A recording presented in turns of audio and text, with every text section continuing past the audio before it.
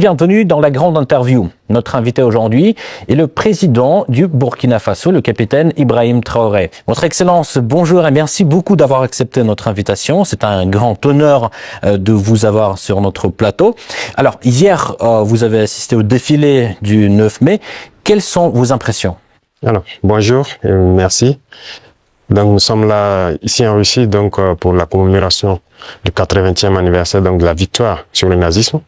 Et comme vous l'avez dit hier, on a assisté donc à la cérémonie, une parade et donc une cérémonie aussi de dépôt de gerbes donc sur la tombe du soldat inconnu. Je pense que c'est très symbolique. Nous avons appris beaucoup de choses au cours donc de ce séjour. Ce n'était pas uniquement une fête, mais c'est une célébration de la victoire d'un nouveau monde. Donc ça a beaucoup de sens pour nous. Mais la qualité du défilé, qu'est-ce que vous en pensez? Oui. C'est comme je le dis, c'était parfait. Parfait, et ça nous a fait apprendre beaucoup de choses. Et quand on fait défiler les engins qui ont gagné la guerre, c'est-à-dire les T-34 jusqu'aux engins modernes, ça nous montre l'évolution donc technologique de l'armée russe. Et ça nous inspire, nous aussi, à nous mettre au travail pour pouvoir nous développer dans le même sens. Est-ce qu'il y avait certaines choses qui vous ont surpris, par exemple? Surpris, toujours, on est toujours surpris quand on voit l'avancée technologique. Et dernièrement, je pense qu'il y a une nouvelle arme qui a fait son apparition dans l'arsenal militaire russe, Oreshnik, qui donc nous avons pu voir passer. Et je pense que ça, c'est très significatif. Quelle est la signification de votre présence en tant que chef d'État africain? Car on sait bien que les Africains ont apporté leur contribution à la victoire des Alliés dans la Seconde Guerre mondiale. Bien sûr, c'est comme je l'ai dit, les Africains et les soldats donc soviétiques ont contribué beaucoup à libérer le monde du nazisme. Et si le monde n'était pas libéré du nazisme, on ne sait pas ce que ça allait devenir. Et en suivant donc les événements, j'ai vu que la Russie, elle seule, a perdu 1 million de soldats sur le sol européen en combattant. L'Afrique aussi a donné, nos ancêtres ont beaucoup combattu sur le théâtre européen, principalement en France, en Belgique, en Italie, pour libérer le monde du nazisme. Donc, c'est une histoire commune que nous partageons. Comment s'est déroulée la rencontre avec le président russe? Alors, pour l'instant, nous avons eu des rencontres brèves. Et dans quelques temps, nous allons avoir un long entretien. Et ça se passe très bien. Et vraiment, c'est très courtois, c'est amical, c'est fraternel. Et c'est tout ce qu'on demande donc en matière donc de nouvelles coopérations dans ce monde. Mais comment décririez-vous l'état actuel des relations bilatérales?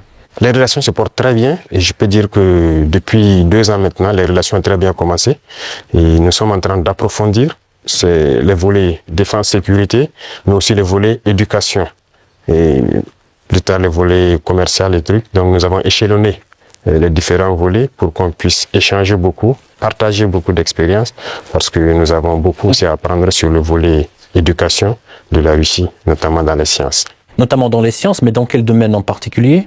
Oui, il y a beaucoup de domaines dans les sciences, que ce soit les mathématiques, la physique, la chimie. Ce sont des domaines qui nous intéressent beaucoup, tant sur le développement de notre industrie militaire, mais aussi dans le développement commercial de notre pays, le développement économique de notre pays. Donc ce sont des volets que nous allons chercher donc à approfondir pour pouvoir mieux nous structurer. Et pensez-vous qu'il y ait une demande au Burkina pour l'enseignement russe? Bien sûr, il y a beaucoup d'étudiants burkinabés déjà ici en Russie, dans des universités. J'en ai croisé ce matin même. Et j'ai même demandé à ce qu'on augmente le nombre d'étudiants ici, que ce soit à travers des bourses russes ou le Burkina qui va donc payer des bourses pour que ces étudiants viennent. Mais l'objectif pour nous, c'est d'implanter des universités similaires au Burkina. Et comme il y a déjà la maison de la Russie, ça va nous permettre d'aller très vite. D'ailleurs, vous venez de le rappeler, aujourd'hui, vous avez visité l'université russe. Comment s'est déroulée cette visite? Ça s'est très bien déroulé. J'ai eu des échanges fructueux avec le ministre de l'Éducation de la Russie, avec les recteurs et les étudiants, et surtout les étudiants de l'AES qui étudient dans cette université. Et nous avons eu de très bons échanges et on s'est parlé beaucoup de manière scientifique. Voilà. Parlons un tout petit peu de l'économie. Le volume des échanges commerciaux a augmenté de 10 fois en un an. Mais de l'autre côté, ces chiffres-là ne sont pas à la hauteur du dialogue politique. Comment expliquez-vous ce paradoxe? Et surtout, comment booster ces liens dans le domaine du commerce, en fait? Comme je l'ai dit, c'est une nouvelle relation qui commence. Vous savez qu'avec la Russie, depuis les... Pourquoi nouvelle, excusez-moi? Oui, ça recommence, puisqu'il y avait, depuis les années après la mort malheureusement de Sankara, les relations avec la Russie se sont beaucoup estompées. Et là, nous sommes en train de réveiller les relations. L'ambassade s'est installée et les relations commerciales sont aussi au cœur des échanges. Quand je prends, il y a un certain nombre de produits, par exemple burkinabés, qui transitaient par certains pays européens avant d'être vendus en Russie. Aujourd'hui, ces produits sont directement vendus à travers donc, des opérateurs burkinabés et des opérateurs russes.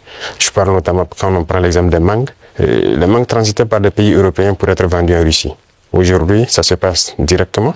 Il y a le coton, qui va suivre, il y a beaucoup d'autres produits, le sésame et bien d'autres produits agricoles que nous pourrons échanger directement avec la Russie. Donc, ça ne fait que commencer, ça va s'accroître. Tout à fait. En fait, les prévisions économiques indiquent une croissance de 5,6% en 2025. Alors, quels sont les secteurs clés qui soutiennent cette croissance? Alors, il faut dire que jusqu'aujourd'hui au Burkina Faso, c'est l'or qui est le premier produit d'exportation. Mais nous avons lancé le moteur de l'agriculture pour d'abord l'autosuffisance, mais aussi pour le commerce extérieur, l'exportation. Et si vous suivez bien, depuis l'année passée, nous avons lancé l'offensive agricole avec une initiative qui soutient l'offensive.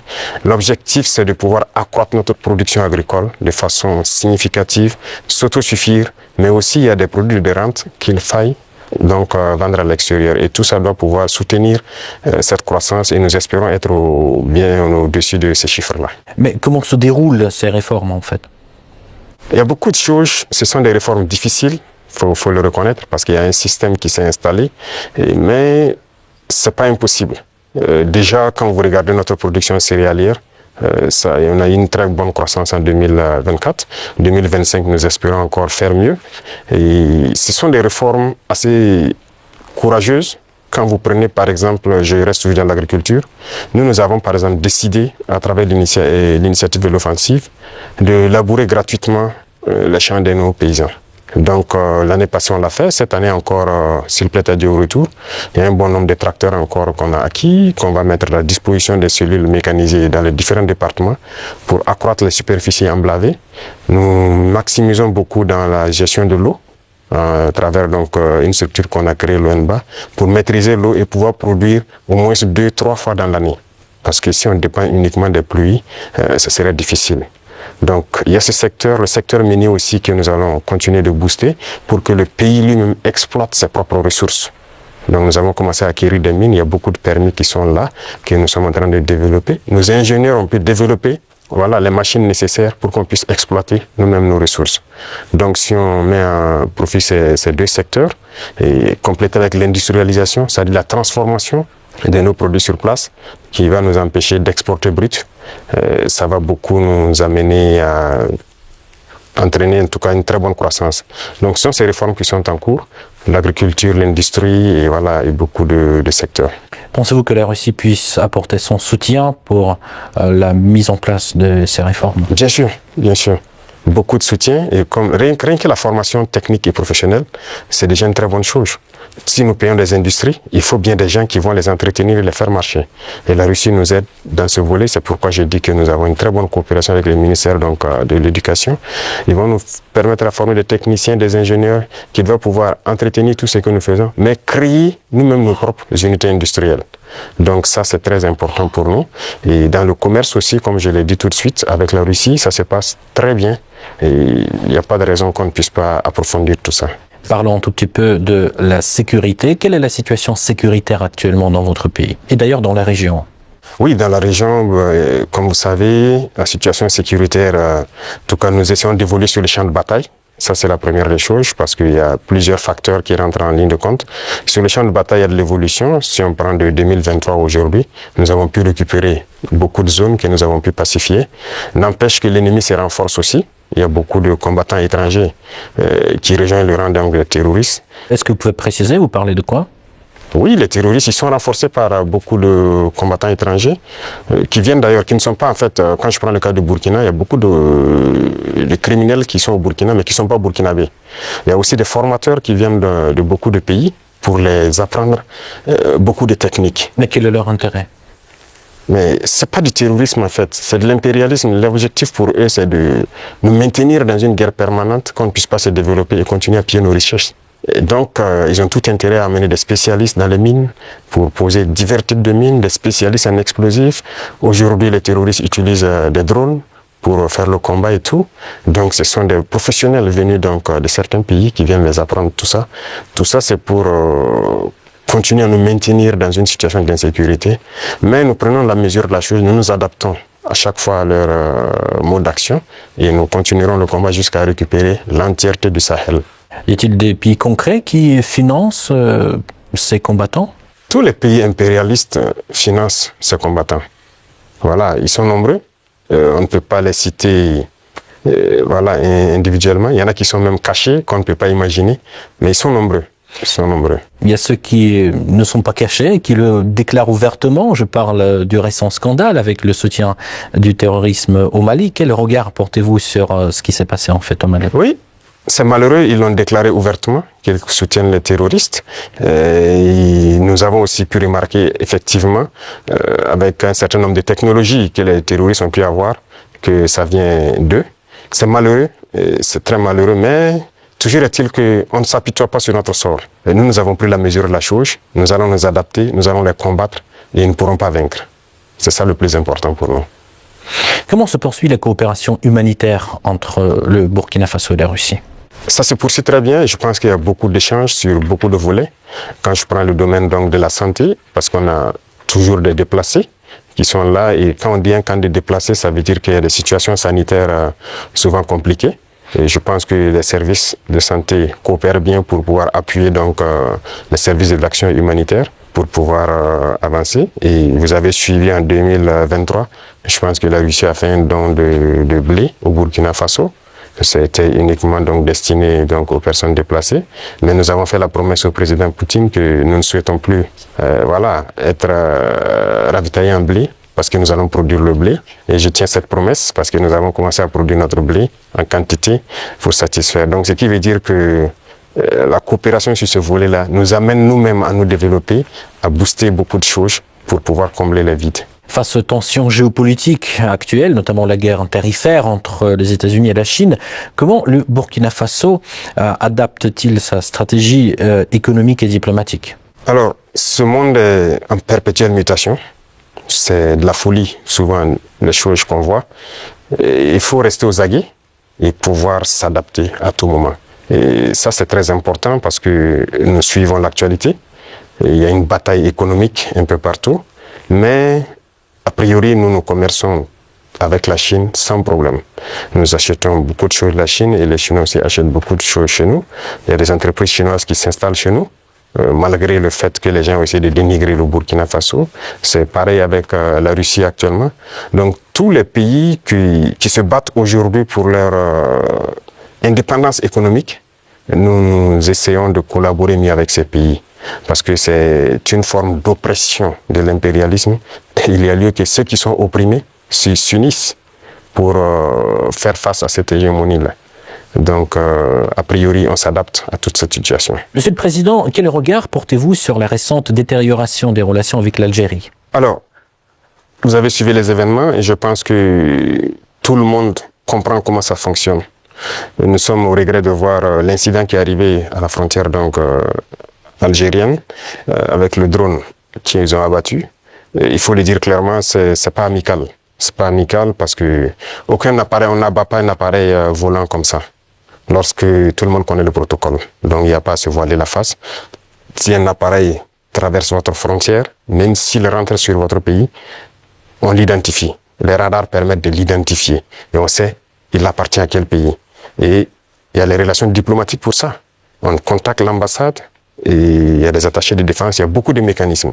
On les contacte et ils peuvent confirmer si c'est leur appareil ou pas, s'il est sur le territoire par, voilà, peut-être qu'il a besoin d'aide ou bien il a perdu voilà, l'orientation et tout ça. Parce qu'un appareil peut être en l'air, il peut avoir des problèmes avec la météo. Il est obligé de se cacher derrière les nuages. Ça arrive très souvent dans nos pays. Donc un appareil rentre, on les demande, ils disent non. Il y a beaucoup de couverture nuageuse, mais il y a en tout cas un phénomène météorologique qui l'amène à venir passer. Il peut avoir un problème technique. Il peut demander de l'aide pour qu'on le guide à ce qu'il atterrisse. Donc il y a tellement de facteurs qui peuvent faire qu'un appareil se retrouve dans un espace aérien. On n'abat pas un appareil systématiquement. Le cas est arrivé avec nous. On a souvent vu un appareil américain qui est rentré sur notre territoire, qui faisait donc des reconnaissances et tout. On n'a pas abattu l'appareil. On a pris le soin de contacter l'ambassade américaine, qui ont pris quelques minutes, ils nous ont confirmé que c'est leur appareil et ils ont dégagé l'espace. Donc, on n'abat pas un appareil systématiquement. Donc, c'est un acte délibéré, inamical d'abattre l'appareil et c'est regrettable. Mais si je comprends bien, vous ne fermez pas la porte au dialogue quand même. Non. Il faut que les dirigeants comprennent que nous n'avons pas le choix que de nous unir face à cette situation de soi-disant terrorisme. Parce que c'est un phénomène assez complexe. Et je vous dis que le Burkina était assis dans les années 2012 à regarder le Mali. Et on était, le régime qui était en place était ami avec ces gens-là. Certains vivaient même à Ouagadougou. IAG a vécu à Ouagadougou. C'est la réalité.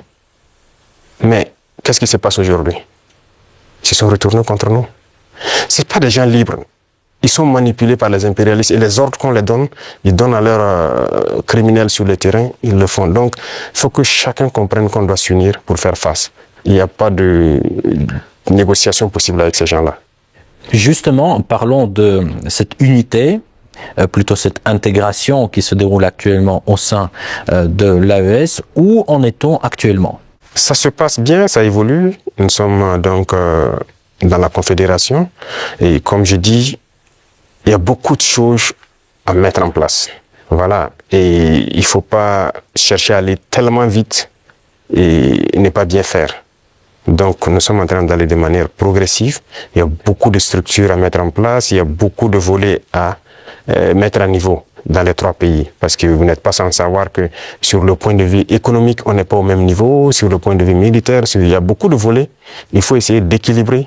Et donc, ça nécessite la mise en place de beaucoup de structures, beaucoup de rencontres. Et la libre circulation, ça nécessite un certain nombre de paramètres à mettre ensemble. Vous avez dû voir qu'on a fait un gros travail pour aboutir à un document unique de sécurité pour les voyages et tout. Donc, c'est évolutif. Donc, ça se passe très bien. Justement, j'avais une question sur le volet économique. La création de la devise propre à l'AES est-elle toujours à l'ordre du jour? Oui, c'est à l'ordre du jour, forcément. Et donc, le processus continue. Il y a beaucoup de choses, comme dirais-je, beaucoup de billes à caler avant d'y arriver. Mais c'est forcément à l'ordre du jour. Si on parle de souveraineté, forcément, on a besoin de cette souveraineté-là. Voilà, donc c'est impératif. Peut-on s'attendre à l'élargissement de l'AES? Oui, dans le futur. Mais pour l'instant, comme j'ai dit, nous devons harmoniser nous-mêmes beaucoup de choses, mettre en place vraiment les bases, parce qu'il y aura beaucoup de protocoles additionnels, si vous voulez constater, pour harmoniser nos politiques, que ce soit les politiques diplomatiques, économiques, voilà. Il y a beaucoup de politiques à harmoniser avant de permettre à ce que quelqu'un puisse s'ajouter. Mais y a-t-il déjà des pays qui s'intéressent à votre format? Oui, des pays s'intéressent. Voilà. Ils pourront être peut-être, je ne sais pas, pour l'instant le président de la fédération c'est le président malien, il pourra donner son avis sur la question, mais il y a des pays qui s'intéressent, oui. Comment vous expliquez la baisse de l'influence française dans la région? Pas uniquement dans le Sahel, mais aussi dans l'Afrique de l'Ouest par exemple. Je pense que c'est eux-mêmes qui ont contribué à baisser leur influence, parce qu'ils ont une conception paternaliste de nos relations. Et vous voyez, quand vous prenez tout de suite tout ce qu'on fait, tout ce qu'on prend comme initiative, eh bien, c'est la Russie. Et quelqu'un parle, ils sont influencés par la Russie. Tout ce qui se passe, c'est la Russie. Pourquoi ils ont les yeux fermés comme ça? Donc l'Africain n'est pas capable de développer quelque chose. L'Africain n'est pas capable d'inventer, d'innover, de prendre des initiatives. C'est ça que nous combattons. Et tant qu'ils vont continuer de voir l'Africain comme ça, comme un sous-homme qui n'est pas capable de réfléchir, qui n'est pas capable d'innover, capable d'inventer, on ne pourra jamais être amis. Les époques ont changé. Donc c'est la vision même qu'ils ont du noir. Il faut qu'ils arrêtent ça. Parce qu'en nous traitant comme ça, c'est comme s'ils voient le noir comme un sous-homme. Et là, c'est dangereux.